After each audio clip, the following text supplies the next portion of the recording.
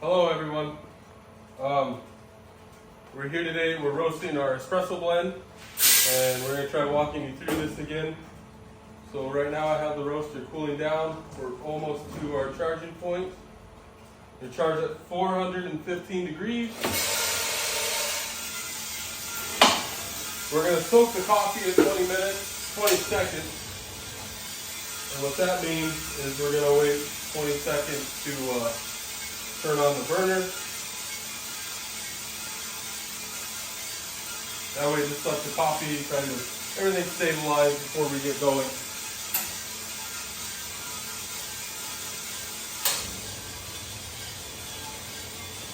Alright, so we got our fire set. We have our fan set. We have Lily behind the camera. She's watching. So Lily, what I was telling you about was we kind of monitor everything that happens in the roast. We use a laptop to monitor it. Right here is a big fan. It's going to draw air from the fire into the drum. And it's going to control kind of how much air is being exposed to the coffee bean. The black thing right here that you asked about, coffee sheds a chaff, and so that's called a chaff collector.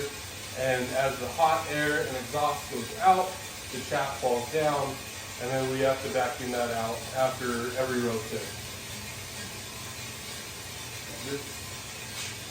This is our espresso blend. So espresso blends can be used on drip. It doesn't have to be used in an espresso machine. The reason we call it an espresso blend is because we roast it to be used on our espresso machine, and then that way you can buy a bag, take it home, use it on your espresso machine, and kind of make yourself the same style of drinks you get here. The other thing is we brew our espresso blend on drip often, so you're not required to use an espresso machine when you brew it. It's just a suggestion of if you want to buy a coffee for your espresso machine, that's what we would recommend. So the roast is moving along. The coffee beans have gone through the turning point, which is where it goes from cooling off to stabilizing and warming back up. The coffee right now is at 220 degrees, and we are well on our way. We should hit green to yellow. This is the first phase that we use as a data point at about 5 minutes. Lily, you have any questions about coffee roasting? What are you roasting right now?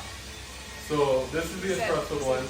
It's right now our espresso blend is a blend of Brazil, Colombia, and a Costa Rican natural. About how long do you say it's going to take? So the roast should take approximately 10 minutes and 11 seconds. Sometimes there'll be plus or minus 20 seconds. It just depends on how the coffee wants to roast that day.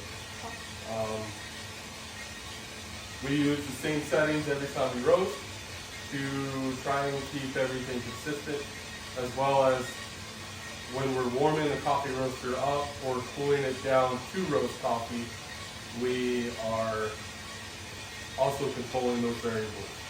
So after this roast finish, we will set the machine to a certain setting, either warm it back up, or it may be hot enough that it just needs to cool down, and that ensures that everything stays the same. Because it's important, because if you turn the air up higher, it'll cool the machine faster because it'll pull cool air into it. But the way thermocouplers work is they will cool faster than the rest of the machine, and it will kind of give you a false temperature. So what I do is I shut the air completely off in between roasts. That way it stays very consistent and airflow isn't having a influence on your thermocoupler temperature. Everybody has their own style, that's mine. So now we're at 306 degrees. We're gonna check the coffee. You visually inspect it. I always mark green to yellow at a temperature, regardless of what it looks like. That's just the way I do it. Probably wrong, but it works for me. So that's our first phase, green to yellow at 3 minutes or 315 degrees, 5:03. So now we're moving into the Mylar phase, which is like the caramelization phase, and it's where coffee gets all its sweetness from. Kind of like when you cook a steak or eggs or whatever, different phases of cooking influence the way something tastes. So here, we can make it shorter, we can make the roast faster, and probably capture more fruit notes out of it, or you can make it longer and make the roast a little bit more sweeter, more caramelization. All of that is very subjective, and I'm not good enough to tell you what this roast is in that stage. But I will tell you, this stage should end at around 8 minutes and 39 seconds. As we progress through the stage, the coffee will start to pop like popcorn, and they say that is the release of moisture coming from out of the coffee bean. There's different theories on that, on whether that's first crack, or whether when we get to what most roasters call first crack, that is the end of the beans actually cracking. I kind of monitor that by temperature as well, because I feel like the other way is just as subjective, and I trust the thermocoupler more than how many pops are happening. A lot of roasters call it by how many pops are happening. It's just the way I do it. So about 20 degrees prior to that, we'll make our final gas adjustment, and see, there's a pop right there, and we'll make our final, actually it's not the final gas, final air, and then we'll have one more gas adjustment, which will be turning the gas off.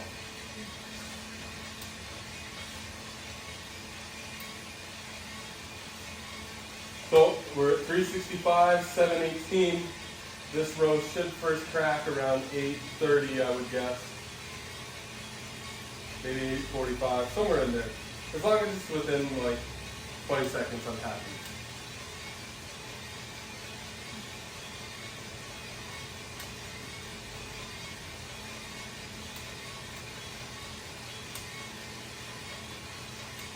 So now we're at 375.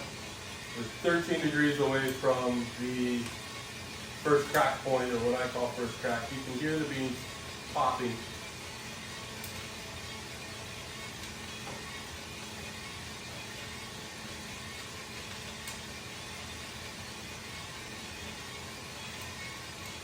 $380, moving right along.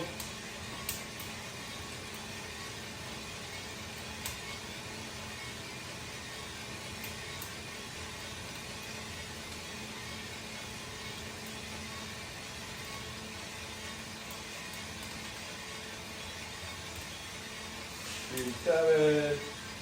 You hear I'm really starting to crack now. $388.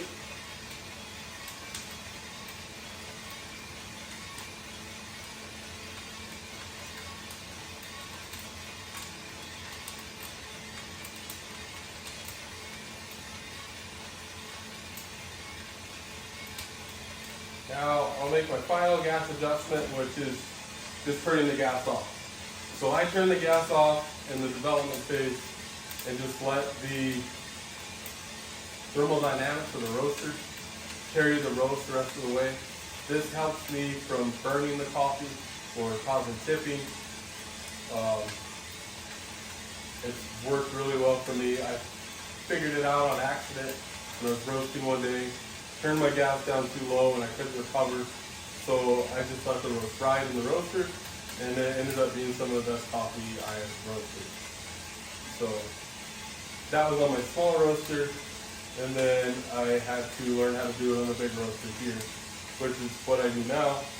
So the coffee beans are at 400 degrees. This one, we're looking for 1.5 minutes development time, and between 401 and 404 bean temperature.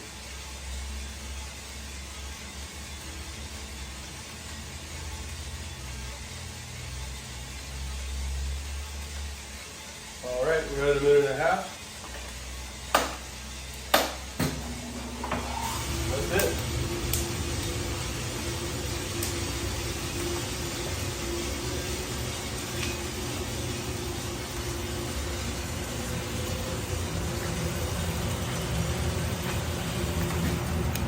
There you go. There's the magic. This is for a custom 5-pound bag, and we'll be dropping that off later this week. Thank you. This is what the roast looks like. This is the data I'm looking at. We got the bean temperature line right here is the green one. This is the environmental temperature. This is the temperature the coffee beans are being exposed to. And this is the rate of rise of those coffee beans. And you see here, there's a little bit of red right there in the background. That is our shadow profile, or the profile we are trying to roast the coffee under and mimic. And being as you can't see the rest of it means we're really consistent when it comes to roasting the coffee.